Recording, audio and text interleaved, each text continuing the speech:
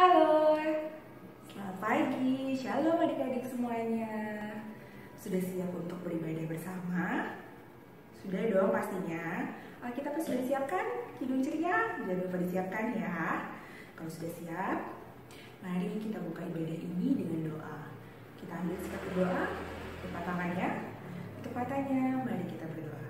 Tuhan Yesus yang baik, terima kasih untuk hari yang baru. Terima kasih Tuhan Yesus masih memberikan kesehatan kepada kami.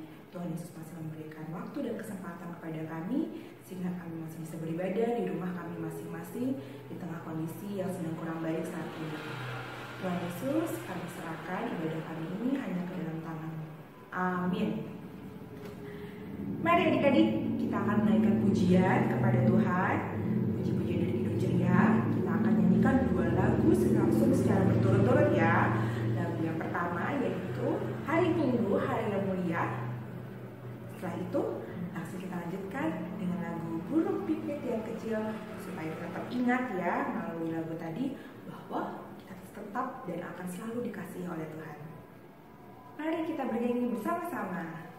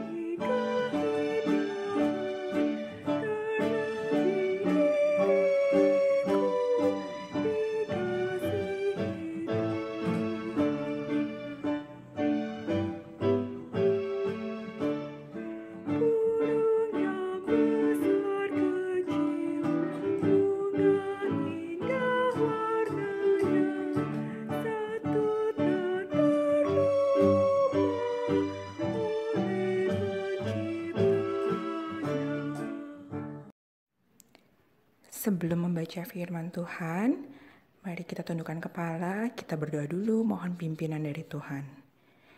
Mari adik-adik kita berdoa. Tuhan, saatnya kami akan membaca dan mendengarkan sebagian dari firman-Mu. Biarlah firman Tuhan yang akan kami baca dan dengarkan ini dapat bekerja sesuai dengan kehendak Tuhan. Mohon siapkan hati kami ya Tuhan supaya menjadi pendengar yang baik. Terima kasih Tuhan, kami sambut firman-Mu hanya dalam nama Tuhan Yesus. Amin. Baik adik-adik, kita sudah siap ya mau baca Alkitab. Coba disiapkan dulu Alkitabnya. Alkitab kita hari ini terambil dari Kitab Ratapan. Kitab Ratapan dari mana? Perjanjian Lama atau Baru? Ya, ada di Perjanjian Lama. Dia letaknya itu ada setelah Kitab Yeremia. Kitab Ratapan di Perjanjian Lama, singkatannya RAT, RAT. Ratapan 1 ayatnya yang pertama sampai dengan ke-17. Coba adik-adik buka Ratapan 1 ayat yang pertama sampai dengan yang ke-17. Sudah ketemu? Tandain. Oke, kita baca bersama-sama ya. Ratapan 1 ayat yang pertama sampai dengan yang ke-17. Kita mulai. Ratapan 1 ayat 1 sampai dengan 17. Ah, betapa terpencilnya kota itu, yang dahulu ramai. Laksana seorang jandalah ia, yang dahulu agung di antara bangsa-bangsa. Yang dahulu ratu di antara kota-kota, sekarang menjadi jajahan. Pada malam hari terseduh-seduh, ia menangis. Air matanya bercucuran di pipi. Dari semua kekasihnya, tak ada seorang pun yang menghibur dia. Semua temannya mengkhianatinya, mereka menjadi seterunya. Yehuda telah ditinggalkan penduduknya karena sengsara dan karena perbudakan yang berat. Ia tinggal di tengah-tengah bangsa-bangsa, namun tidak mendapat ketentraman. Siapa saja menyerang dapat memasukinya pada saat ia terdesak. Jalan-jalan ke Sion diliputi duka cita, karena pengunjung-pengunjung perayaan tiada. Sunyi senyaplah segala pintu gerbangnya, berkeluh kesahlah imam-imamnya, bersedih pedih daripadanya, dan dia sendiri pilu hatinya. Lawan-lawan menguasainya, seteru-seterunya berbahagia. Sungguh, Tuhan membuatnya merana, karena banyak pelanggarannya. Kanak-kanaknya berjalan di depan lawan sebagai tawanan. Lenyaplah dari putri Sion segala kemuliaannya. Pemimpin-pemimpinnya bagaikan rusa yang tidak menemukan padang rumput. Mereka berjalan tanpa daya di depan yang mengejarnya. Terkenanglah Yerusalem pada hari-hari sengsara dan penderitaannya akan segala harta benda yang dimilikinya dahulu kala. Tatkala penduduknya jatuh ke tangan lawan dan tak ada penolong baginya. Para lawan memandangnya dan tertawa karena keruntuhannya. Yerusalem sangat berdosa sehingga najis adanya. Semua yang dahulu menghormatinya sekarang menghinanya karena melihat telanjangnya. Dan dia sendiri berkeluh kesah dan memalingkan mukanya. Kenajisannya melekat pada ujung kainnya. Ia tak berpikir akan akhirnya sangatlah dalam ia jatuh. Tiada orang yang menghiburnya. Ya Tuhan, lihatlah sengsaraku, karena si seteru membesarkan dirinya. Si lawan mengulurkan tangannya kepada segala harta bendanya. Bahkan harus dilihatnya bagaimana bangsa-bangsa masuk ke dalam tempat kudusnya. Padahal Engkau ya Tuhan telah melarang mereka untuk masuk jemaah-Mu. Berkeluh kesah seluruh penduduknya. Sedang mereka mencari roti, harta benda mereka berikan ganti makanan untuk menyambung hidupnya. Lihatlah ya Tuhan, pandanglah betapa hina aku ini. Acuh tak acuhkah kamu sekalian yang berlalu? Pandanglah dan lihatlah, apakah ada kesedihan seperti kesedihan yang ditimpakan Tuhan kepadaku untuk membuat aku merana? Acuh tak acuhkah kamu sekalian yang berlalu? Pandanglah dan lihatlah, apakah ada kesedihan seperti kesedihan yang ditimpakan Tuhan kepadaku untuk membuat aku merana tatkala murkanya menyala-nyala. Dari atas dikirimnya api masuk ke dalam tulang-tulangku. Dihamparkannya jaring di muka kakiku. Didesaknya aku mundur. Aku dibuatnya terkejut, kesakitan sepanjang hari. Segala pelanggaranku adalah kuk yang berat. Suatu jalinan yang dibuat tangan Tuhan yang ditaruh di atas tengkuku sehingga melumpuhkan kekuatanku. Tuhan telah menyerahkan aku ke tangan orang-orang yang tidak dapat kutentangi.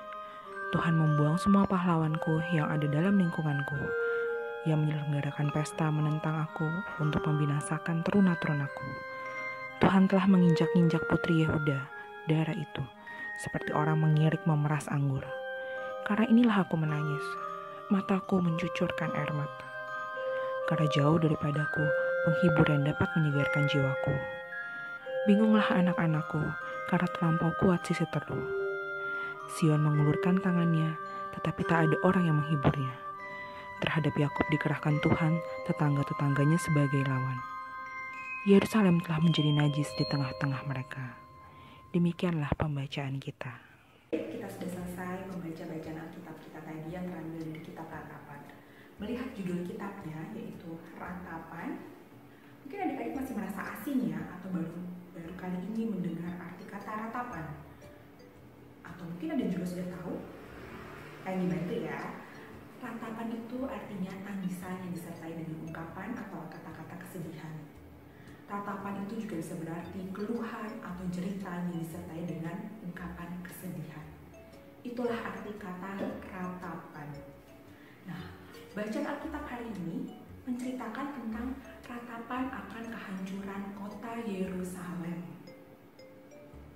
Pasti adik-adik semua sering mendengar ya cerita tentang kota Yerusalem. Kota Yerusalem itu sebelumnya adalah kota yang megah, kota yang ramai. Mengapa dia ramai? Karena kota Yerusalem itu juga sebagai pusat pemerintahan. Sebagai pusat pemerintahan, tentu saja bahkan banyak orang yang keluar dan masuk kota Yerusalem. Selain itu, kota Yerusalem itu juga dikelilingi oleh bangsa-bangsa yang siap membantu mereka. Bangsa-bangsa itu menjadi sahabat mereka. Lalu apa yang terjadi? Ternyata kota Yerusalem kemudian berbalik keadaannya. Dari yang tadinya ramai, dari yang tadinya banyak orang, menjadi kota yang sepi, menjadi kota yang sunyi. Wah, kenapa ya? Oh ya, dan bangsa-bangsa yang sebelumnya siap membantu mereka berubah, berbalik menjadi musuh mereka. Oke, apa yang terjadi ya? Kenapa keadaan yang tadinya sebelumnya bagus, indah dan baik tiba-tiba berubah 180 derajat? Ternyata yang terjadi adalah Tuhan sedang memberikan penghukuman, yaitu berupa kehancuran kota Yerusalem. Mengapa itu terjadi? Ternyata bangsa Yehuda sudah berulang kali membuat hati Tuhan sedih. Mereka seringkali melakukan kesalahan-kesalahan atau hal-hal yang sebenarnya tidak boleh dilakukan, atau biasanya kita sebut dengan pelanggaran atau melanggar. Apa yang mereka lakukan? Ternyata mereka berulang kali tidak mengandalkan Tuhan dalam kehidupan mereka. Mereka malah membuat Allah-Allah lain, membuat Allah lainnya, yaitu berhala-berhala untuk mereka sembah. Mereka lupa dengan Allah yang sesungguhnya, Allah yang hebat, Allah yang besar. Tentu saja itu membuat Tuhan sedih. Lalu apa yang Tuhan lakukan? Tuhan memberikan hukuman dengan memberikan kehancuran di kota Yerusalem. Tuhan Yesus melakukan itu karena Tuhan Yesus sayang kepada bangsa Yehuda. Ia ingin mereka kembali untuk melakukan hal yang benar. Tuhan ingin mereka menyadari bahwa yang mereka lakukan selama ini salah. Tuhan Yesus memberikan hukuman dengan tujuan yang baik. Tuhan memberikan hukuman atas dasar kasih dan sayang, karena ingin melihat orang-orang yang sebelumnya melakukan kesalahan supaya bisa memperbaiki kesalahan tersebut. Ini mau tanya nih, siapa di sini yang pernah mendapatkan hukuman? Ayo tunjuk tangan. Oke, pada ngaku ya semuanya. Ya, hukuman itu diberikan biasanya karena apa sih? Ya, karena kita melakukan kesalahan atau pelanggaran. Sebagai akibat dari perbuatan kita yang salah atau sebagai akibat dari perbuatan kita melanggar suatu aturan, kita harus menanggung akibat atau konsekuensinya. Nah, contohnya apa adik-adik? Misalnya, soal waktu belajar dan bermain nih. Biasanya adik-adik kalau udah asik bermain, baik dengan temannya atau baik dengan game online-nya, adik-adik tuh agak-agak lupa ya untuk belajar karena saking asiknya nih.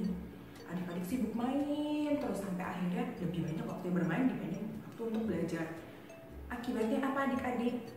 Di sekolah jadi nggak fokus, bisa jadi nilainya turun, nilai ulangannya jelek terus. Karena apa? Ya, waktu untuk belajarnya jadi lebih sedikit. Nah, apa yang terjadi? Papa mama di rumah marah kan? Atau mungkin bahkan sampai dia ngasih hukuman. Misalnya, dicabut dulu fasilitasnya. Jangan pegang handphone dulu ya. Selama weekdays kalian nggak boleh pegang handphone. Handphone cuma boleh dimainkan di weekend. Atau mungkin jam bermainnya dikurangin. Jam nonton TV-nya itu juga dikurangin. Harus lebih banyak belajar. Nah, biasanya kalau kayak gitu, apa yang kita rasakan? Kesel, iya kesel. Apalagi marah. Gak senang pasti. Jarang ada yang mendapatkan hukuman itu merasa senang. Wah iya deh, gak apa-apa deh. Jarang ya adik-adik ya. Nah padahal seharusnya pada saat kita menerima hukuman itu atas kesalahan yang telah kita lakukan, harusnya kita tidak perlu marah-marah adik-adik. Kita tidak perlu juga merasa kesal. Karena apa? Karena papa mama melakukan itu bukan karena hanya sekedar pengen marah-marah saja supaya bisa meluapkan kesalahannya ke adik-adik. Tidak adik-adik, papa mama itu ingin adik-adik itu menjadi orang yang berhasil di masa depan. Kalau tujuannya diberikan hukuman seperti itu, siapa ya yang masih merasa marah? Seharusnya kita merasa senang ya. Oh ternyata papa dan mama tuh memperhatikan kita, sayang dengan kita. Kita tuh dihukum tuh kadang-kadang tuh artinya tuh orang peduli loh dengan kita. Orang itu pengen kita menjadi lebih baik, makanya kita dikasih hukuman. Setiap kesalahan atau pelanggaran yang kita lakukan pasti akan ada akibat yang harus kita tanggung, yang harus kita jalankan sebagai konsekuensi dari pelanggaran atau kesalahan yang telah kita lakukan tadi. Lalu yang kedua, bahwa penghukuman itu diizinkan oleh Tuhan. Tuhan sendiri pun juga dalam bacaan yang kita baca tadi memberikan hukuman dengan mendatangkan kehancuran untuk kota Yerusalem. Tapi jangan lupa penghukuman itu dilakukan atau diizinkan harus atas dasar kasih sayang. Maksudnya apa? Itu tadi. Penghukuman itu bukan untuk meluapkan amarah, tapi tujuannya harus mengubah orang yang melakukan pelanggaran atau kesalahan tadi agar bisa menjadi orang yang lebih baik lagi. Seperti yang kita baca tadi di kitab Ratapan, Tuhan memberikan hukuman. Tujuannya apa? Itu tadi supaya mereka sadar. Dan akhirnya di ceritanya itu pun tadi mereka itu meratap. Mereka itu mulai menyadari kesalahannya. Dengan kehancuran kota Yerusalem, mereka juga akhirnya mulai menyadari, oke, baiklah, ternyata memang ya kita salah. Jadi dari cerita Alkitab hari ini, apa pesannya yang bisa adik-adik tangkap? Ada dua ya, kita lihat.